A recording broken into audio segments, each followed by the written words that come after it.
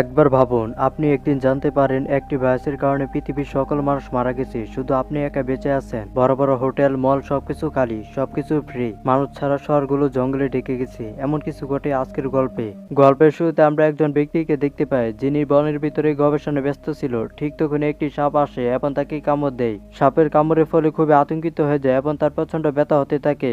সাহায্য করার জন্য ফোন করতে যাচ্ছিল, ঠিক তখনই ফোনটি তার হাত থেকে পড়ে যায়, যা মোবাইলটি নাগালের বাইরে চলে যায়। দেরি না করে সে একটি ছুরি বের করে সাপটি যে জায়গায় কামড় দিয়েছে সেই জায়গাটি কেটে ফেলে। তারপর সে মুখ দিয়ে সাপের বিষ চুষে বের করতে শুরু করে। আর এতক্ষণে সাপের বিষের প্রভাব তার শরীরে দেখা দেয়। তার অবস্থা আরো খারাপ হয়ে যায়, তাই সে তাড়াতাড়ি বাড়ি ফিরে আসে। বাড়িতে এসে সে প্রচুর পানি পান করতে শুরু করে। এ সময়ের মধ্যে ব্যথা এত বেশি ছিল যে সে সেখানে শুয়ে পড়ে এবং চোখ বন্ধ করে ফেলে। যখন সে চোখ খুলে তখন সে দেখতে পায় যে সাপের কামড়ের জন্য সে আটটা সম্পূর্ণ ফুলে গেছে। হঠাৎ সে আবার তার জ্ঞান হারিয়ে ফেলে। রাতে তার ঘুম ভেঙে যায়। সে তার বাড়ি কিছু লোককে দেখতে পায়। তার অবস্থা খুবই খারাপ ছিল, কিন্তু সে ব্যক্তিরা তাকে কোনো রকম সাহায্য ছাড়াই এখান থেকে চলে যায়। এটা তার কাছে খুবই অদ্ভুত বলে মনে হয়। সে উঠে দাঁড়ানোর জন্য অনেক চেষ্টা করতে থাকে, কিন্তু অনেক চেষ্টা করার পরও সে ব্যর্থ হয়। সে তখন পানি পান করে এবং আবারও জ্ঞান হারিয়ে ফেলে। কয়েকদিন পর সে ঘুম থেকে জেগে ওঠে। সে আগের খারাপ অবস্থা থেকে অনেকটা ভালো বোধ করে। সে এখন এখান থেকে চলে যাওয়ার জন্য প্রস্তুত হতে থাকে। যখন সে তার গাড়ির কাছে আসে তখন তার মনে খেয়াল আসে অসুস্থ থাকার কারণে অনেকদিন গাড়ি চালায়নি। অনেকদিন গাড়ি এভাবে পড়ে থাকার কারণে গাড়িতে অনেক ধুলো জমে গিয়েছিল, কিন্তু এই ধুলো বা ময়লাকে পাত্তা দেয় না। সে গাড়ি চালিয়ে এখান থেকে চলে যায়। পথে সে একটি দোকানে থামে। সেখানে সে কিছু মৃতদেহ দেখতে পায়। তারপর সেখান থেকে জানতে পারে যে শহর জুড়ে একটি মহামারী ছড়িয়ে পড়েছে এবং এই ভাইরাসের কারণে অনেক মানুষ মারা গেছে। এটা থেকে সে নিজের চোখকে বিশ্বাস করতে পারছিল না। সে এখনো বুঝতে পারে না যে আসলে এখানে ঠিক কি ঘটেছিল। প্রথমে তার বাবা মার জন্য চিন্তা করতে থাকে। এই কারণে সে তাড়াতাড়ি তার বাড়িতে যায়। তাদের বাড়িতে যাওয়ার সাথে সাথে সে তার বাবাকে মৃত অবস্থায় দেখতে পায়। মাছি আর মশা চারদিকে উঠছে। তারপর যখন সে সামনে যায় তখন সে তার মাকে দেখতে পায়, যে কিনা বর্তমানে মৃত অবস্থায় আছে। তার বাবা মাকে মৃত অবস্থায় দেখতে পেয়ে সে ভিতর থেকে একেবারে ভেঙে পড়ে, কারণ এই পৃথিবীতে বাবা মা ছাড়া আর কেউ ছিল না। সে প্রচন্ড কাঁদে। সে বাড়ির বাইরে তাদের জন্য একটি কবর খনন করে এবং তাদেরকে একে একে কবর দেয়। এরপর সে এমন একটা ঘরে যায় যেখানে সে ছোটবেলায় থেকেছে। তার অতীতগুলো আবারও জাগিয়ে তোলে। পরের দিন যখন সে তার বাড়ির বাইরে যায় তখন বাইরে কেবল গাড়ি দেখতে পায়, কিন্তু ভিতরে একজনও জীবিত মানুষ ছিল না। তারপর সে ঈশ্বরের কাছে প্রার্থনা করতে কাছের একটি গির্জায় যায়, কিন্তু সেখানে দৃশ্য আরো ভয়াবহ ছিল। ঠিক যেমন মৃত্যুর দেবতাকে সবাই ডেকেছিল এবং তাদের ডাকে সাড়া দিয়ে তাদেরকে হত্যা করেছে। তারপর সে তার গাড়ি নিয়ে এই জায়গা থেকে চলে যায়। পথেও শহরের অবস্থা দেখে বুঝতে পারে যে এই শহরে একজনও বেঁচে থাকা মানুষ নেই, শুধু সে ব্যতীত। এরপর সে একটি দোকান যায় যেখানে তার নিরাপত্তার জন্য কিছু বন্দুক নিয়ে নেয় এবং বেঁচে থাকা মানুষদের খুঁজে বের করার জন্য বেরিয়ে পড়ে। সে মনে করে যদি সে এখানে বেঁচে থাকতে পারে তাহলে অবশ্যই অন্য কেউ অন্য কোথায় বেঁচে থাকতে পারে। যখন গাড়ি নিয়ে আবারও চলে যায় তারপর সে একটি বড় মলে আসে, কিন্তু সেখানেও কাউকে খুঁজে পাওয়া যাচ্ছিল না। সে যেহেতু দীর্ঘ একটি সফর করেছে এই কারণে আরাম করার জন্য সে গরম জলের পুলে ডুব দিতে যায়। তারপর সে আবার মলে ফিরে আসে এবং প্রশিক্ষণ শুরু করে। ঠিক তখনই হ্যান এবং মিল্টন নামে দুইজন লোক চলে আসে। অ্যাশ তাদের দেখে অনেক অবাক হয়, কারণ সে এতদিন ধরে বেঁচে থাকাদের খুঁজছিল এবং অনেক খোঁজাখুঁজির পর দুইজন ব্যক্তিকে জীবিত খুঁজে পেয়েছে। হ্যান এবং মিল্টন যখন একজন জীবিত মানুষকে দেখতে পায় তখন তারাও খুব খুশি হয়। তারা দুইজনই তার সাথে কথা বলে। অ্যান তাকে বলে যে মিল্টন এবং আমি দুইজনই এই ভয়ানক ভাইরাসের সময় আমরা আমাদের পরিবারকে হারিয়ে ফেলেছি। এখানে সে বলতে চাইছে যে তাদের পরিবার মারা গেছে। একথা শুনে অ্যাশ গভীরভাবে দুঃখিত এবং মিল্টন তখন অ্যাশকে মহামারীর একটি ভিডিও দেখায় যেখানে দেখতে পায় যে এক সপ্তাহের মধ্যে সারা বিশ্বের মানুষ ভাইরাসের কারণে মারা গেছে। অ্যাশ যখন জানতে পারে যে তখন সে একেবারে অবাক হয়ে যায়। অ্যাশ তারপর হ্যান এবং মিল্টনকে বলে, আমার মা এবং বাবা আমাকে ফোন করেছিল এবং ভাইরাস সম্পর্কে বলার চেষ্টা করেছিল, কিন্তু আমি তাদের কথা গুরুত্ব দিইনি এবং বিশ্বাস করিনি যে এই ধরনের ভাইরাসের কোনো অস্তিত্ব আছে। আমি ভেবেছিলাম এটি একটি ভুয়া খবর যা লোকেরা মাঝে মধ্যে ছড়িয়ে থাকে। পরে অ্যাশ ঘুমাতে যায়। সে দেখে যে লিফটটি খারাপ, তাই সে লিফটের বাইরে শুয়ে পড়ে। পরদিন যখন ঘুম থেকে উঠে সে হ্যান এবং মিল্টনকে মলের ভিতরে খুঁজতে থাকে। সে হ্যানকে খুঁজে পায় যে নতুন পোশাক পরার চেষ্টা করছে। হ্যান মহামারীতে সম্পূর্ণরূপে ভেঙে পড়েছিল। সে বলে, আমি বাইরে থেকে বেঁচে আছি, কিন্তু ভিতরে আমি মরে গেছি বা মৃত। হ্যানের কথা শুনে অ্যাশ গভীরভাবে দুঃখিত হয়। এরপরে অ্যাশ, হ্যান এবং মিল্টন তিনজনই একসাথে নাস্তা করে। নাস্তার সময় মিল্টন অ্যাশকে তার সাথে থাকতে বলে, কিন্তু অ্যাশ তার সাথে থাকতে চায় না। সে বিশ্বাস করে যে মার্কিন যুক্তরাষ্ট্র বিশাল এবং যদি আমরা তিনজন বেঁচে থাকতে পারি তাহলে তারা পুরো মার্কিন যুক্তরাষ্ট্রে আরো অনেক লোক খুঁজে পেতে পারে। কথা শুনে হ্যান চলে যায়। সে চলে যাওয়ার পর মিল্টন তাকে বোঝাতে শুরু করে। সে তাকে বোঝে হ্যানের তার প্রয়োজন, তাই তার সাথে থাকা উচিত। সে তার কাছে তাকে একটি বন্দুকও দেখায় এবং বলে যে এভাবে থাকার কোনো মানে নেই, আমরা এখানে কতদিন বেঁচে থাকবো, এই কারণে আমাদের উচিত নিজেদেরকে গুলি করে মেরে ফেলা। মিল্টনের কথা শুনে অ্যাশ হ্যানকে তার সাথে নিয়ে যাওয়ার পরিকল্পনা করে। তারপর যখন অ্যাশ হ্যানের কাছে যায় এবং তাকে তার সাথে আসতে বলে, অ্যান তখন অ্যাশকে পরিষ্কারভাবে মানা করে দেয়। সে তার কাছে যাওয়ার চেষ্টা করে কিন্তু অ্যাশ তাকে ধাক্কা দিয়ে দূরে সরিয়ে দেয়। তারপর অ্যাশও মল থেকে সোজা বেরিয়ে পড়ে, কিন্তু মল থেকে বের হওয়ার পর দুইটি গুলির শব্দ শুনতে পায়। সে বুঝতে পারে যে তারা যেহেতু এই পৃথিবীতে বেঁচে থাকতে চায় না, এই কারণে নিজেদের গুলি করে আত্মহত্যা করে ফেলেছে। এতে সে অনেকটা রেগে যায়। সে মনে করে যে তারা বোকার মতো কাণ্ড করেছে। তারপর সে খুব দ্রুত গাড়ি চালাতে শুরু করে, কিন্তু তারপর পথে সে রাস্তায় একটি কুকুর দাঁড়িয়ে থাকতে দেখে। কুকুরটিকে দেখতে পেয়ে অ্যাশ তার গাড়ি থামায় এবং গাড়ি থেকে বের হয়ে কুকুরটির কাছে যায়। সে এখন এই কুকুরটিকে তার বন্ধু বানাতে চায়। অ্যাশ এই কুকুরের নাম রাখে লাকি, কারণ সে বিশ্বাস করে যে এটি তার জন্য খুব ভাগ্যবান হবে। লাকিকে দেখে এই ধ্বংস হয়ে যাবে পৃথিবীতে বেঁচে থাকার আশা ফিরে পায়। সে লাকিকে তার গাড়িতে তুলে সোজা একটা লাইব্রেরিতে চলে যায়। আসলে অ্যাশ এখান থেকে এমন কিছু বই নিতে চায় যা বর্তমান পৃথিবীতে বেঁচে থাকতে সাহায্য করবে।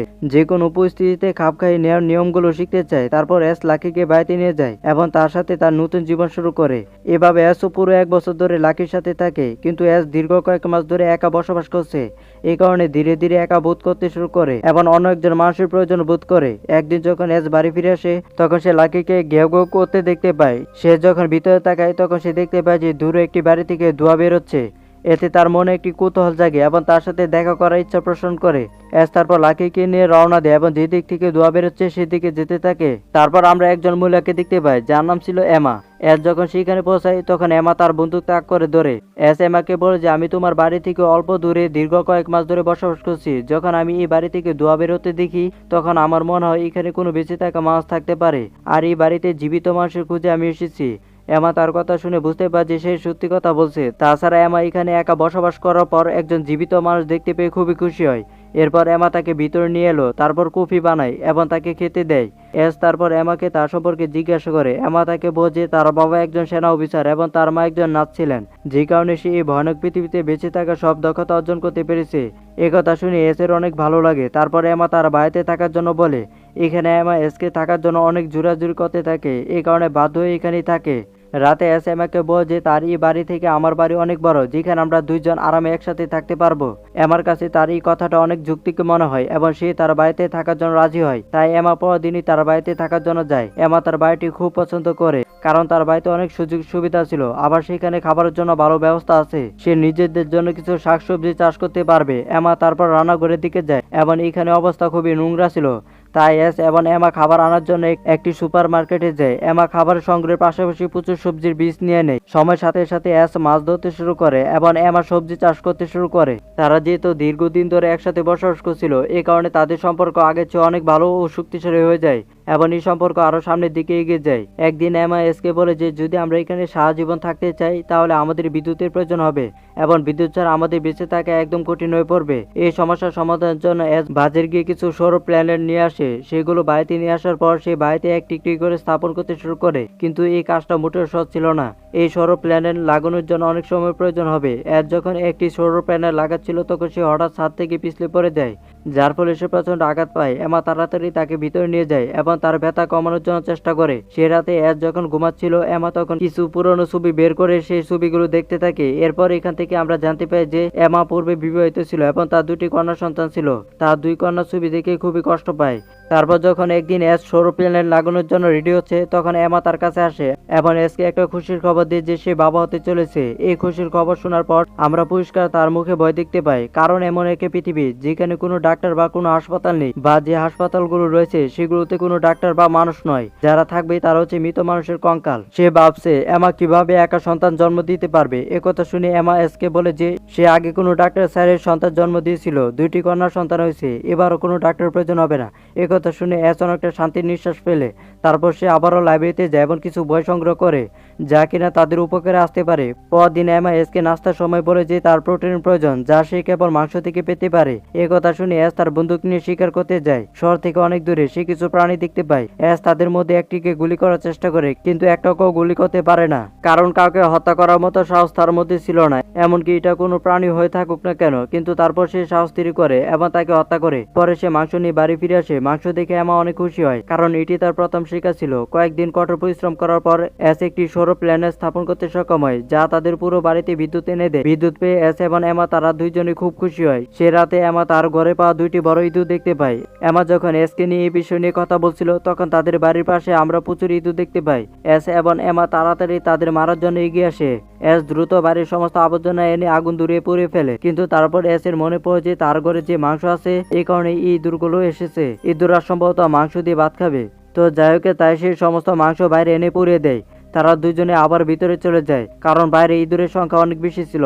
তারপর এস এবং এমা জানালা এবং দরজা বন্ধ করে দেয়। ঠিক তখনই তারা দুজনেই লাকির ঘেউ ঘেউ শুনতে পায়। তারা বুঝতে পারে যে লাকি ভুলবশত বাইরে থেকে গেছে। এই কারণে এস তাড়াতাড়ি দরজা খুলে এবং লাকিকে ভিতরে নিয়ে আসে। তবে তাকে আনতে গিয়ে তার সাথে ঘরের ভিতরে অনেক ইঁদুর ঢুকে পড়ে, যা এস একে একে ইঁদুরগুলোকে মেরে ফেলতে থাকে। এরপর তারা দুজনেই ইঁদুরের ভয়াবহ হামলা থেকে বাঁচতে কয়েকদিন ঘরের মধ্যে থাকে, কিন্তু ইঁদুরের হামলা বেশি দিন স্থায়ী হয় না। এর মূল কারণ হচ্ছে এখানে বিড়ালরা এসে পড়েছে। একদিন এস এবং এমা বুঝতে পারে যে রাস্তায় একটা ইঁদুরও নেই, তাই সে ইঁদুর খুঁজতে ঘর থেকে বেরিয়ে পড়ে, কিন্তু এস একটা ইঁদুরকে কোথাও দেখতে পায় না। এতে এস খুবই খুশি হয়। এরপর একদিন তাদের একজন সন্তান হয়। এস এবং এমা তাদের মেয়ে সন্তান পেয়ে খুবই খুশি হয় এবং তার নাম রাখে হায়দার। কয়েকদিন কেটে যায় এবং এমা শহরের বিভিন্ন জায়গায় তার ঠিকানা স্প্রে করে রং করে, যাতে এই ভয়ানক পৃথিবীতে কেউ বেঁচে থাকলে এখানে আসতে পারে।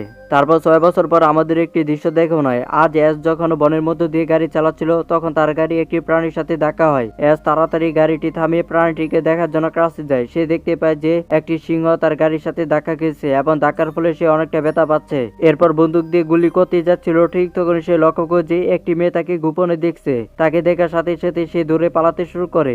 এসও তাকে ধরার জন্য তার পিছনে দৌড়াতে শুরু করে এবং কিছু দূর যাওয়ার পর অনেক চেষ্টা করার পর তাকে ধরে ফেলে, কিন্তু মেয়েটি এতে খুবই ভয় পেয়ে যায়। তারপর এস তাকে বোঝানোর চেষ্টা করে যে তার কোনো ক্ষতি করবে না, তাই সে তার সাথে আসতে পারে, কিন্তু মেয়েটি আবারও এখান থেকে চলে যায়। তারপর এস তার গাড়ির কাছে ফিরে এসে দেখলো যে আহত সিংহটি পালিয়ে গেছে, তাই এস তার গাড়িতে উঠে বসে সে চলে যাচ্ছিল। ঠিক তখনই মেয়েটি তার গাড়ির কাছে এলো। এস তাকে খেতে একটি আপেল অফার করে, যা সে খায়। তারপর সে গাড়ির পিছনে সিটে বসে পড়ে। এস তারপর মেয়েটিকে বাড়িতে নিয়ে আসে। বাড়িতে এসে এস এবং এমা তাকে ঘরে আসার জন্য বলতে থাকে, কিন্তু সে এতটাই ভয় পেয়ে যায় যে সে গাড়ি থেকে নামতে রাজি হয় না। এই সময়ের মধ্যে আমরা জানতে পারি যে হায়দারের পরে আরেকটি সন্তান হয়েছে, অ্যালেক্স নামের একটি ছেলে, এবং আরেকটি সন্তানের প্রত্যাশা করে। এস এবং এমা তারপর বাড়িতে আসে, যেখানে আমরা জস এবং মুরিল নামের আরো দুইজন বেঁচে থাকা মানুষকে দেখতে পাই। তারা বেশ কিছুদিন ধরে এস এবং এমার সাথে বসবাস করছে। পরদিন মুরিল মেয়েটির জন্য নাস্তা নিয়ে আসে, কিন্তু এবি নামের মেয়েটি মুরিলের খাবার খেতে চায় না। সেই খাবারগুলো ছিটিয়ে দেয়। মুরিল তখন লক্ষ্য করে যে তার এবং এবির হাতে একই দাগ রয়েছে। মুরিল তখন এবিকে তাকে ধরার জন্য বলে, এভাবে তার বিশ্বাস অর্জন করে। মুরিল তারপর এবির গোসলের জন্য বাথরুম তৈরি করে। এবিকে বাথরুমে রেখে মুরিল বের হয়ে আসে। সে এবির ব্যাগটি পরীক্ষা করে, যেখানে সে ভয়ঙ্কর ছবির সাথে একটি ডায়েরি দেখতে পায়। মুরিল তার মায়ের কাছ থেকে একটি চিঠিও পায়। মুরিল অন্যদের চিঠি পরে বলে যে এবির এই অবস্থার জন্য তার বাবা দায়ী। তার বাবা এবিকে অনেক নির্যাতন করত। প্রথমে এবির মা তাকে তার বাবার হাত থেকে রক্ষা করেছিল, কিন্তু পরে তিনিও মারা যান। চিঠি পড়ার পর সবার চোখে পানি চলে আসে। মুরিল তারপর এবিকে ঘুমানোর জন্য তার নিজস্ব ঘর দেয়। তারপর আমরা এমাকে দেখতে পাই, যার আরেকটি সন্তান হয়েছে, যার নাম রাখে জুই।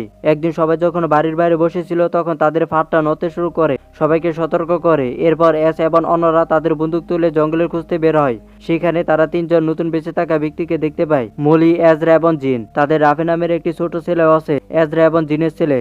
এমা তাদের তার বাড়িতে নিয়ে আসে। সে তাদের বলে যে তাদের বাড়ির কাছে আরেকটি বাড়ি আছে, যেখানে তারা থাকতে পারে। তবে আমার পরামর্শ এসের মোটেও পছন্দ হয় না, কারণ সে মূলি এবং তার সাথে আসা নতুন বেঁচে থাকাদের একটুও পছন্দ করে না। যাই হোক, আমার বোঝানোর পর এস তাদের নিজেদের সাথে থাকতে দেওয়ার জন্য রাজি হয়। যাই হোক, এস এখনো বেঁচে থাকাদের নিয়ে সন্দেহ পোষণ করে থাকে।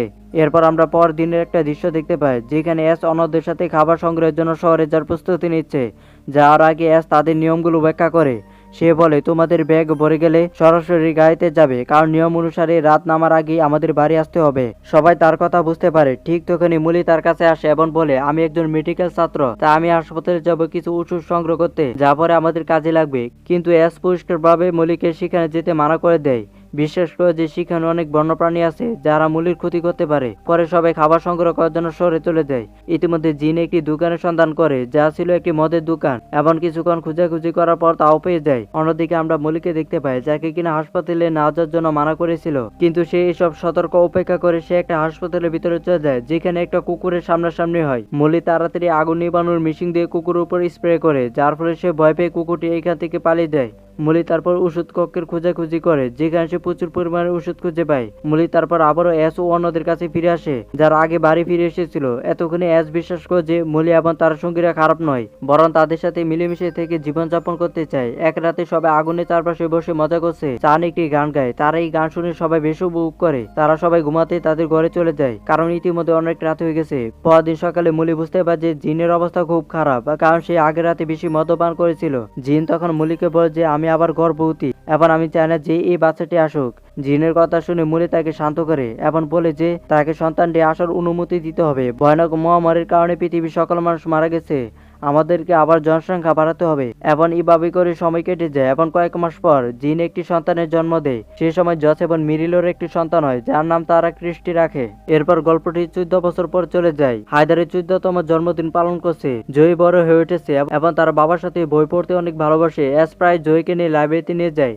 একদিন বাইরে প্রচন্ড জ্বর হয়, সে তাড়াতাড়ি জয়কে বাইরে নিয়ে আসে। তারপর সে লক্ষ্য করে যে লাকি নেই, সে নিখোঁজ। লাকিকে খোঁজার জন্য সে বাইরে যায়। তখন সে দেখতে পায় যে তার উপরে একটি গাছের অংশ বা ঘুরি পড়েছে, যার ফলে সে সেখানে মারা গেছে। এটা দেখে অ্যাশ ভিতর থেকে ভেঙে পড়ে, কারণ লাকি ছিল পৃথিবীর প্রথম বন্ধু।